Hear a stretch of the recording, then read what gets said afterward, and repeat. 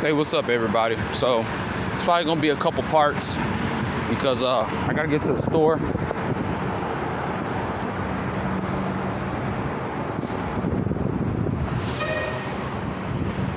It's 6 o'clock in the morning here in Houston.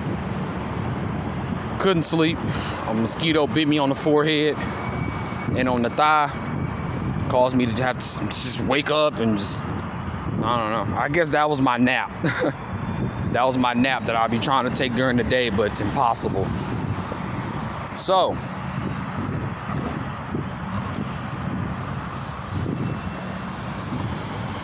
Terrell and I are living with his sister, and I'm experiencing all this different shit, excuse my language, when it comes to mistreatment and disrespect. So when Terrell told me, hey man, you can come to KFC and just start immediately, that didn't happen.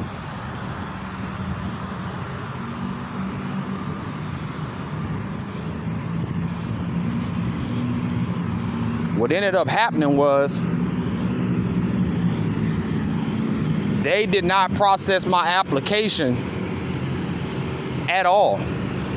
Even though we were all in cahoots, they never processed my application. So I had to go up there and be like, hey, you know, what happened with my application? In which they were like, oh, okay, yeah.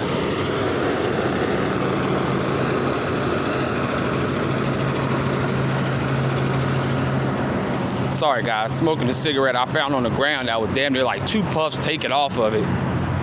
I don't get to smoke cigarettes when I want no more.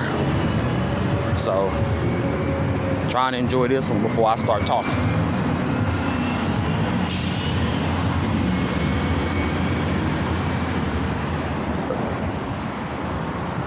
So,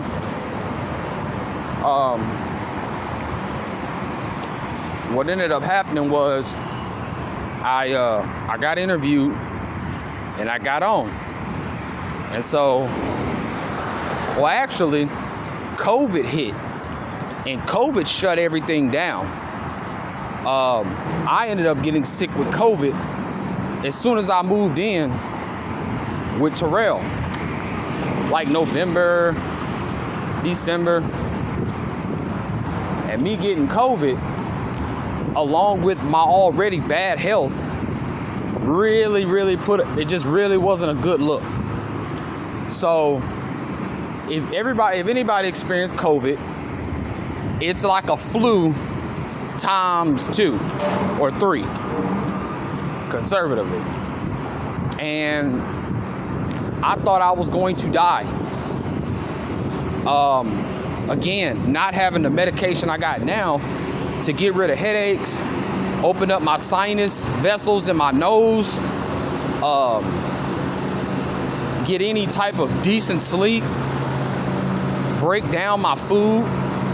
I didn't have any of these things. All I had was migraine relief and a bunch of other experimental things that I was trying. So when COVID hit me, man, it hit me hard. And all Terrell's sister could see was, okay, fuck it. All Terrell's sister could see was he's boring, he has low energy, and on top of that, you know, oh, he got COVID. You know, stay away from me. You know, it was all like tongue-in-cheek. Man, go, shit. It was all tongue-in-cheek, but you could see that she really kind of was going to use it as leverage, you know. So here I am throwing up, sweating profusely in my sleep, you know, feeling horrible. And this is all playing into my overall character description to his sister. Like, you know, he doesn't talk. And I told you guys, I was drinking coffee every single morning. It helped me go to the bathroom, and it gave me that short burst of energy that I needed to get my day started. So we're coming up on the end of my stay at Terrell's house because her lease was almost up. She had a house. Her lease was almost up, and she already had plans on moving. So she's telling Terrell, hey, Terrell, you know, we getting ready to move, and when the lease renews, I don't, you know, you can come, but I don't want CJ to come. There were a lot of things that she did that I rejected that bothered her on a max scale. One of those things being when she would come in the room, she was so used to being the, you know, diva and this attention, oh my God, and this attention seeking leech that she would come in the room and start talking to Terrell and expect me to just stop talking. So, I mean, it got so childish that she would even like stand in front of the TV. Terrell had a 50-inch TV and she would stand in front of the TV and, why you not listening to me? She called Terrell Rerel. Now, I've once before told Seth and Terrell, brother, y'all gotta stop letting these women view y'all like little ass babies. Seth, with you and your mama. Terrell, with you and your sister. This shit gotta stop. So it was an energy that I would describe to them like, it's like having your dad in the house. You know, this woman would call her son ugly dumbass and all types of stuff that me having the background I had, I knew how that would make you feel as a kid, especially as a young boy. Her son was taller than me and Terrell. He's part of this generation of like 5'11", 110-pound, frail little wannabe gangsters. And when that happened, a lot of times I would talk like I'm talking now, and Tarek would sit there in awe, like, damn, bro, like, that's exactly what I'm thinking. That's exactly what I feel. And he would say, man, I wish I had your common sense. And I would tell him, no, you don't. If you had my level of common sense, Tarek, you wouldn't have friends. Your mama would not want you to live here. So Terrell at one point was telling me, like, bro, she's gonna try you. You think she done you? Another thing was that she tried to sit on my lap.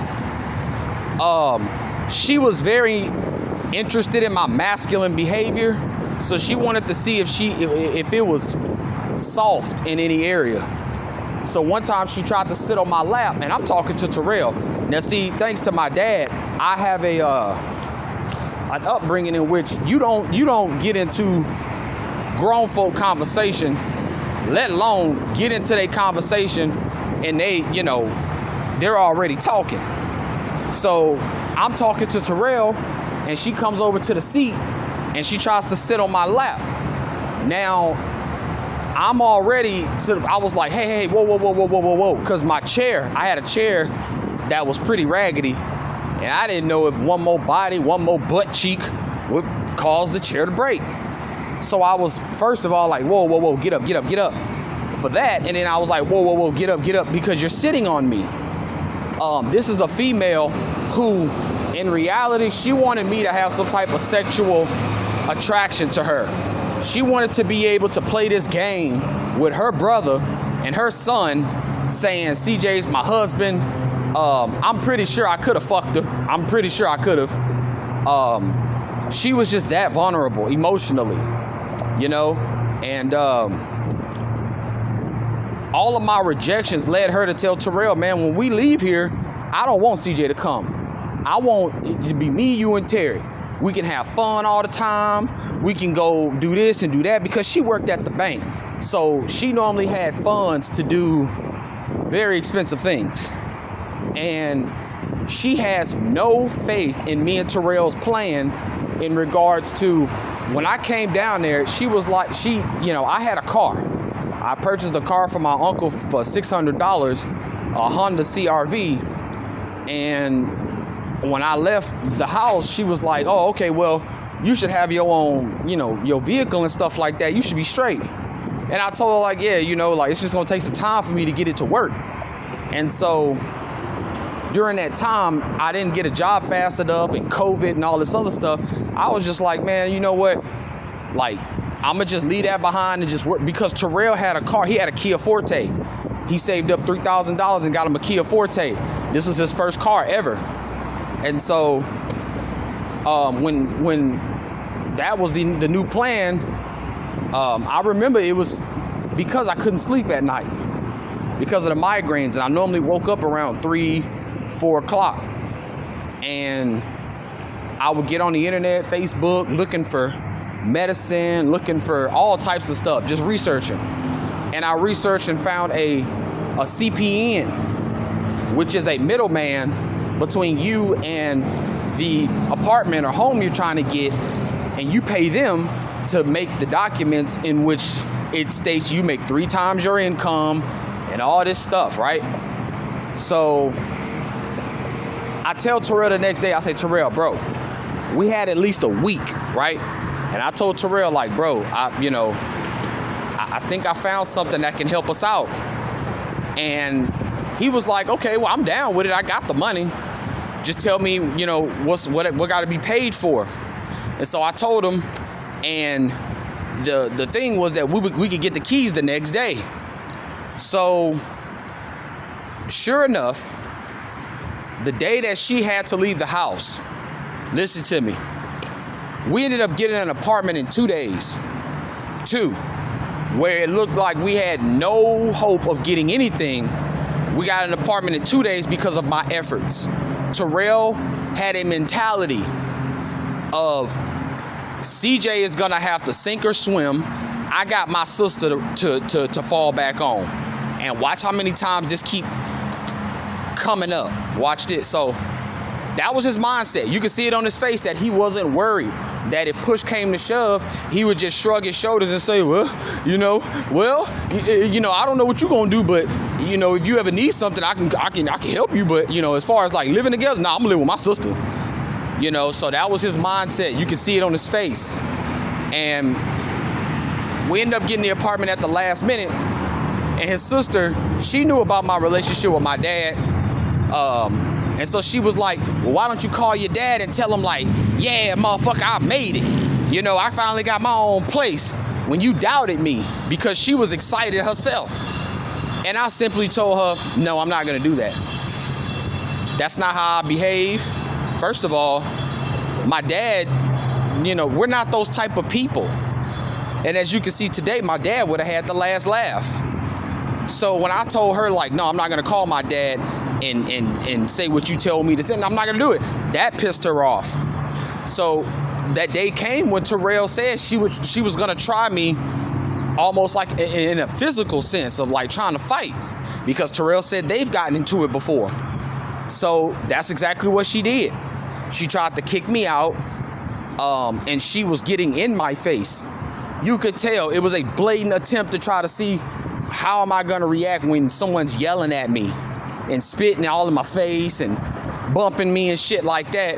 Bro, I will kill you. That's why I said I have a very good sense of control in those moments, because if I feel like my life is on the line, bro, I'm telling you, man, it's just it's a different world of violence that I could go to put somebody in their place. I got a famous saying, bro, if you drink and you smoke, you already don't stand a chance. You're gonna get too tired too quick. If you cannot withstand fighting someone, hand-to-hand combat, or what have you, for 30 plus minutes, do not fuck with me, okay? I didn't go to the military or the Navy or anything, or karate, but, 1 second, guys.